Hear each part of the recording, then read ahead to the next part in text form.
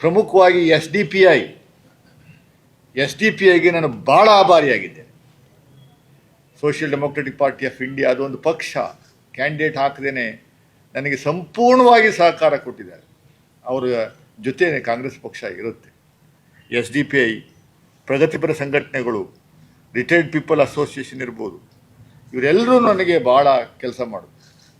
ಲಕ್ಷ್ಮಣ್ ಅವರು ಗೆಲ್ಲಬೇಕು, 30 ವರ್ಷಗಳ ನಿರಂತರವಾಗಿ ಹೋರಾಟದ ಹಿನ್ನೆಲೆಯಿಂದ ಬಂದಿರುವಂಥ ವ್ಯಕ್ತಿ, ಅಂಥ ವ್ಯಕ್ತಿ ಮೈಸೂರಿಗೆ ಬೇಕು, ಮೈಸೂರಿಗೋಸ್ಕರ ಸಾಕಷ್ಟು ಕೆಲಸ ಮಾಡಿದ್ದಾರೆ ಅನ್ನುವಂಥದ್ದು ಸಾಕಷ್ಟು ಜನರ ಮನಸ್ಸಲ್ಲಿ ಇತ್ತದು. ಬಟ್ ಆದರೆ ಕೆಲವರ ಮನಸ್ಸಲ್ಲಿ ಬೇರೆ ಇತ್ತು. ಆದ್ದರಿಂದ ನನ್ನ ವಿರುದ್ಧ, ನಮ್ಮ ಪಕ್ಷದ ವಿರುದ್ಧ ಮತಗಳು ಚಲಾವಣೆ ಆಗಿದ್ದಾರೆ. ನಾವು ಧೃತಿಗೆಡುವುದಿಲ್ಲ. ಇದಲ್ಲದೆ ನಾನು ಭಾಳ ಪ್ರಾಮಾಣಿಕವಾಗಿ ನನ್ನ ಹೈಕಮಾಂಡ್ಗೆ ಆಭಾರಿಯಾಗಿದ್ದೇನೆ. ಮಲ್ಲಿಕಾರ್ಜುನ ಖರ್ಗೆ ಸಾಹೇಬರು, AICC ಅಧ್ಯಕ್ಷರು ಇರ್ಬೋದು, ರಾಹುಲ್ ಗಾಂಧಿ ಇರ್ಬೋದು, ಸೋನಿಯಾ ಗಾಂಧಿ ಮೇಡಮ್ ಇರ್ಬೋದು, ಆಮೇಲೆ ನಮ್ಮ ಕರ್ನಾಟಕದಲ್ಲಿ ಭಾಳ ಪ್ರಮುಖವಾಗಿ KJ ಜಾರ್ಜ್ ಸಾಹೇಬರು, ಚೆಲುವರಾಯ ಸ್ವಾಮಿಯವರು, ಆಮೇಲೆ ನಮ್ಮ ಕರ್ನಾಟಕದ ಇನ್ಚಾರ್ಜ್ ಆಗಿರುವಂಥ ಸುರ್ಜೇವಾಲಾ ಸಾಹೇಬರು,